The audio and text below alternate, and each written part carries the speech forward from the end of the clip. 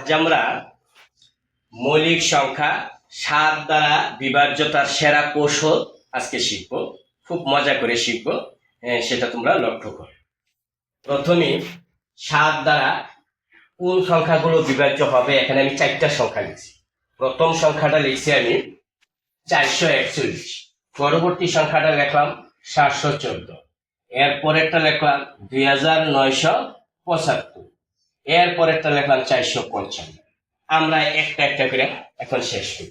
প্রথম যে সংখ্যাটা আছে এখানে 441, তা আমি 441 সংখ্যাটা 7 দ্বারা বিভাজ্য কিনা এই জিনিসটা ধরো আমি 441 এখানে লিখলাম।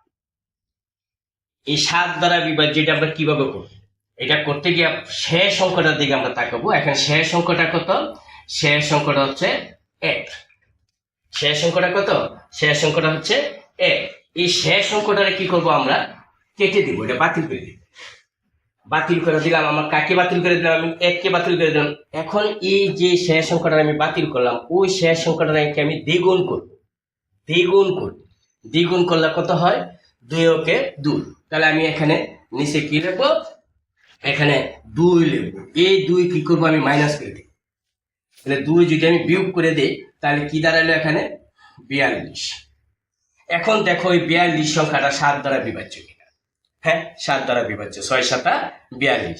অতএব 441 যে সংখ্যাটা আছে ওই সংখ্যাটা অবশ্যই 7 দ্বারা বিভাজ্য। কি মজা, তাই না? আচ্ছা, এখন দেখো এইভাবে আমি আরেকটা করি। যেমন আরেকটা সংখ্যা আছে আমার 714।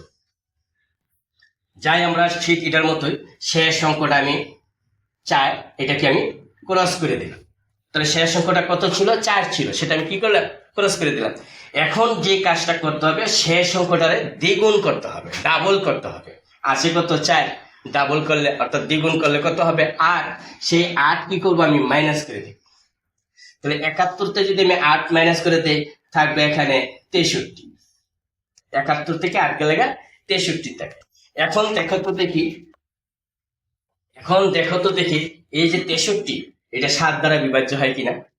7 8 56, 7 9 63। তো 7 9 63 হয়ে গেল। তাহলে এখন আমার কি দাঁড়াইলো?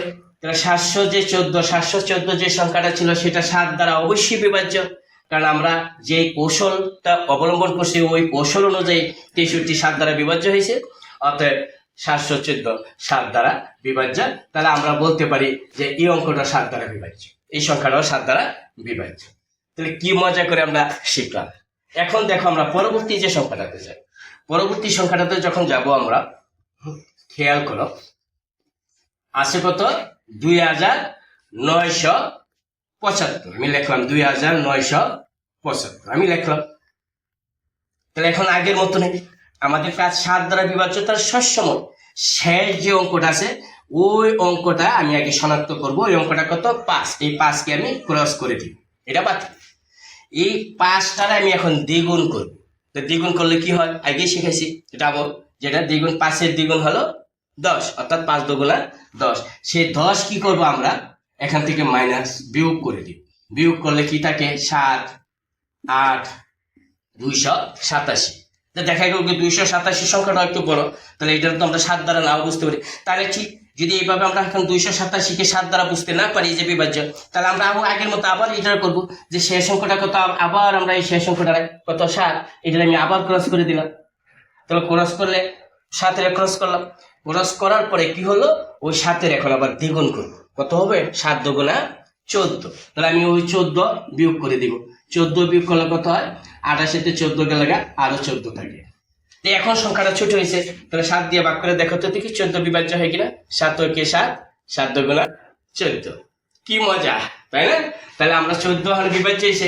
অতএব 2975 সংখ্যাটা 7 দ্বারা বিভাজ্য। কি বন্ধুরা, বুঝতে পারছো তো? এখন দেখো সর্বশেষ সংখ্যাটা আছে 455। এখন এই সংখ্যাটা 7 দ্বারা বিভাজ্য কিনা তোমরা সেটা কমেন্ট করে আমাকে অবশ্যই জানাবা।